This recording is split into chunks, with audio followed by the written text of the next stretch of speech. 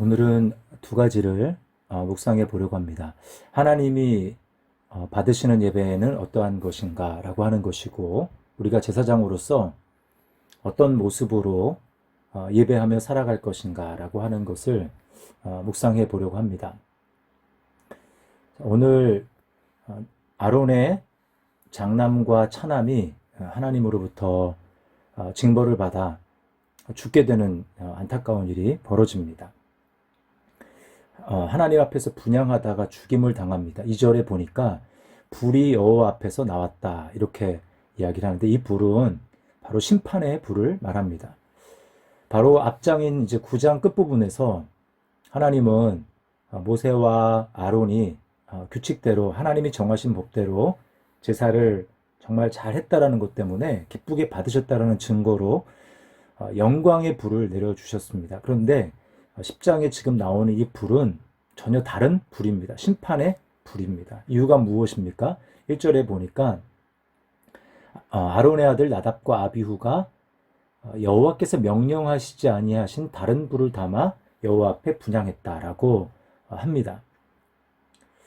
자, 여기서 제단에서 가져온 불이 아닐 수도 있고, 이 다른 불이라는 것은 또 향 위에 하나님이 명령하신 불 위에 하나님이 명령하신 향이 아닌 다른 향을 올렸기 때문일 수도 있습니다. 핵심은 여호와께서 명령하시지 아니하신이라고 하는 말이에요. 하나님이 말씀하신 대로, 하나님이 명령하신 대로 해야 하는데 그렇지 않았다라는 것입니다. 제사를 드릴 때는 그것이 아무리 세부적인 일이라 할지라도 하나님이 명령하신 대로 해야 합니다. 이것이 바로 앞장인 8장과 9장에서 계속해서 반복되는 여호와께서 모세에게 명령하신 것 같았다라고 하는 말이 중요한 이유예요. 하나님은 하나님이 말씀하신 대로 행하시는가 행하지 않는가를 보시는 것입니다. 하나님이 받으시는 제사, 예배는 아무리 인간의 마음에 의도가 좋다 할지라도 하나님의 뜻대로 드려지지 않는다면 그것은 하나님이 받지 않으신다라는 것입니다. 구약의 이제 열왕기 또 역대기를 보더라도 하나님이 산당의 제사를 허락하시지 않는 이유가 있습니다.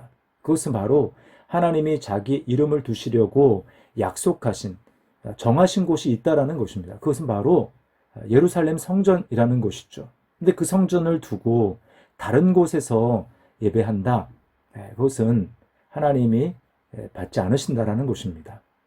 하나님이 자기 이름을 두신 그곳, 약속하신 그곳, 예루살렘 성전, 그것은 마지막 온전하게 하나님 앞에 바쳐질 예배, 하나님이 정하신 바로 예수 그리스도 안에서의 구원을 예표하는 것이죠. 이제 신약에 와서 하나님이 이름을 두신 그곳은 예루살렘도 아니고 사마리아 산도 아니고 오직 그리스도 안에서 예배할 때만 예배를 받으십니다. 그리고 그리스도 안에서 우리를 예배하도록 이끌어 주시는 분이 바로 그리스도의 영이신 성령님입니다. 그래서 예수님은 요한복음 4장 24절에 하나님은 영이시니 예배하는 자가 영과 진리로 예배할지니라. 성령 안에서 오직 진리이신 그리스도 한 분을 예배하는 것입니다. 그렇게 하나님이 예배를 받기를 원하시는 거예요. 자, 그리고 또 하나 오늘 묵상할 것은 우리가 이제는 예수 그리스도로 말미암아 우리가 제사장이라고 성경이 말씀하고 있지 않습니까? 그 제사장으로 어떻게 살아가야 하는가라고 하는 것입니다. 자, 먼저 3절 말씀에 보면 나는 나를 가까이 하는 자 중에서 내 거룩함을 나타내겠다라고 말씀하십니다. 하나님은 하나님으로부터 더 많은 은혜를 받은 사람들에게 하나님은 더 무거운 책임을 물으시는 거예요. 하나님을 가까이 하는 자를 통해서 하나님이 영광을 드러내시는데, 그들이 잘할 때 좋은 모습으로 나타나겠고, 그렇지 않을 때는 하나님의 공의를 보여주심으로 하나님의 영광을 드러내신다라는 겁니다. 우리가 이제 뒤에 보겠지만 민수기에서 하나님이 모세 보고 물을 달라고 원망하는 이스라엘 백성들에게 반석을 가리켜서 물이 나와서 물을 먹이라고 그렇게 하셨죠. 근데 모세가 화가 나서 반석을 내리치지 않습니까? 하나님의 영광을 드러내야 하는데 그렇게 하나님의 영광을 드러내지 못한 것 때문에 하나님은 딱 그 하나의 실수 때문에 모세를 가나안 땅에 들어가지 못하게 하셨습니다. 이게 바로 나는 나를 가까이 하는 자 중에서 내 거룩함을 나타내겠다라고 하는 것인데, 그만큼 구약시대에 하나님을 가까이서 섬기는 사람들은 한편으로는 굉장한 영광스러움과 특권을 가지고 있는 것이지만 다른 한편으로는 매우 두려운 것이었습니다. 또 나중에 그 우사가 이제 다윗이 법궤를 예루살렘으로 이제 다시 이렇게 안치하려는 그 장면에서 수레에 그 법궤를 모시고 가지 않습니까? 그 수레에서 떨어질 때 우사가 그 법궤를 손으로 붙들지 않습니까? 그 자리에서 즉사를 당했죠. 이렇게 하나님 가까이 있는 것, 하나님 가까이에서 하나님을 섬기는 것이 무거운 일이고 참 두려운 일입니다. 얼마나 이것이 참 무겁고 부담스러운 일이겠습니까? 일을 완전하게 할 수 있는 사람이 없는 것이죠. 그래서 우리에게 구원자 되시는 큰 대제사장 되시는 예수 그리스도가 계신다라는 것, 그분이 우리를 위해서 한 번에 영원한 제사를 들으심으로 우리를 하나님 앞으로 인도하신 것이 얼마나 감사한 일입니까? 히브리서 9장 28절에 이와 같이 그리스도도 많은 사람의 죄를 담당하시려고 단번에 들이신 바 되셨고, 자기의 몸을, 자기의 피를 하나님 앞에 단번에 들이심으로 영원한 제사를 우리를 위해서 드려주셨습니다. 그래서 하나님이 우리에게 뭐라고 요청하십니까? 히브리서 4장 15절 16절입니다. 우리에게 있는 대제사장은 우리의 연약함을 동정하지 못하실 이가 아니요 모든 일에 우리와 똑같이 시험을 받으신 이로되 죄는 없으시니라. 그러므로 우리는 긍휼하심을 받고 때를 따라 돕는 은혜를 얻기 위하여 은혜의 보좌 앞에 담대히 나아갈 것이니라. 우리는 이 감사함과 기쁨을 가지고 은혜의 보좌 앞에 담대히 나아오라고 말씀하고 있는 것입니다. 우리에게 요청하고 있는 거예요. 얼마나 참 감사한 일입니까?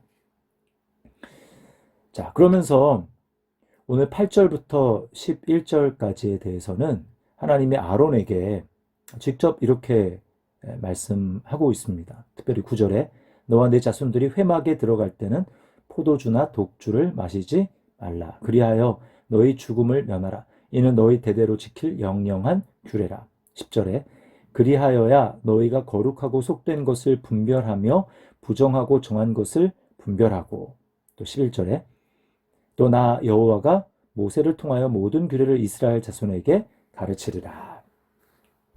이것은 이제 복음의 제사장 역할을 우리가 어떻게 감당할 것인가, 이 세상을 어떻게 살아야 될 것인가 말씀하고 있는 것입니다. 포도주와 독주를 마시지 말라. 무슨 뜻입니까? 술 취하지 말라는 거예요. 왜 그렇습니까? 그래야 10절 말씀과 같이 분별할 수 있다는 것입니다.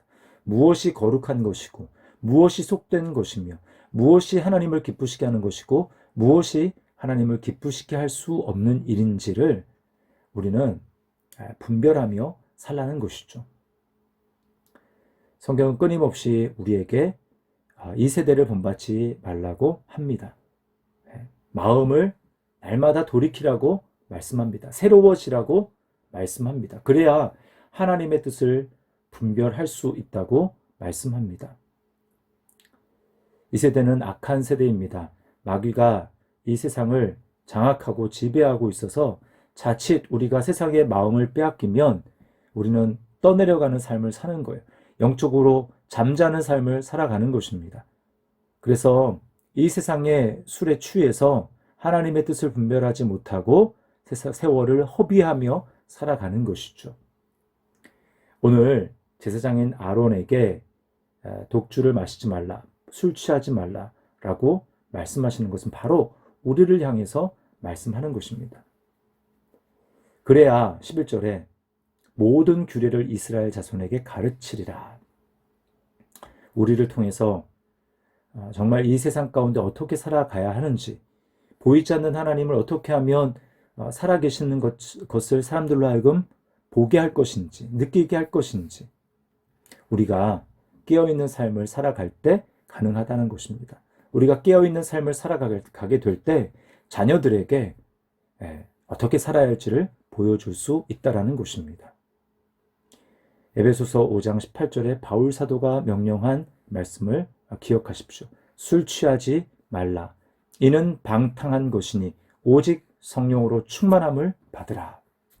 이 말씀을 기억하며 이제는 예수 그리스도께서 우리에게 주신 복음의 제사장의 직분, 그리스도 안에서의 제사장으로서의 삶, 이것을 이 땅 가운데 성령의 충만함으로 말미암아 이 세상에 술 취하지 아니하고 하나님의 말씀에 취하고 새 술에 취함으로 말미암아 세상 가운데 어떻게 살아가야 할지를 세상에게 보여주고 우리 다음 세대, 우리 자녀들에게 보여줄 수 있는 그러한 거룩한 삶을 살아갈 수 있기를, 오늘 그런 삶이 될 수 있기를 주님의 이름으로 축복합니다.